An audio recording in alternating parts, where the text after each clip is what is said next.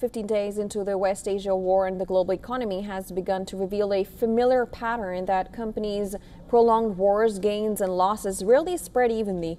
The war has created a situation that accompanies conflict, those positioned to profit from disruption and those exposed to the structural weaknesses that conflict brutally exposes.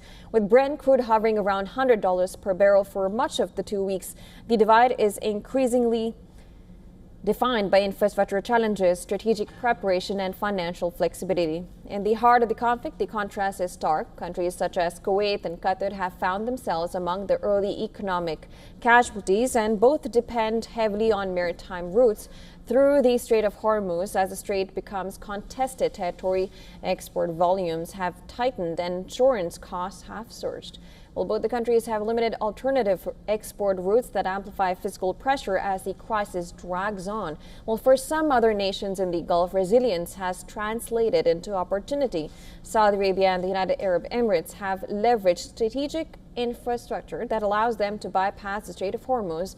Saudi Arabia's east-west pipeline and the UAE's pipeline network have kept crude moving to global markets even as shipping risks mount.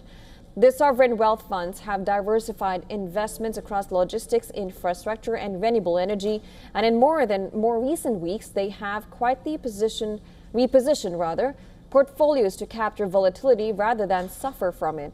Beyond the energy markets, the wartime economy is producing its own winners.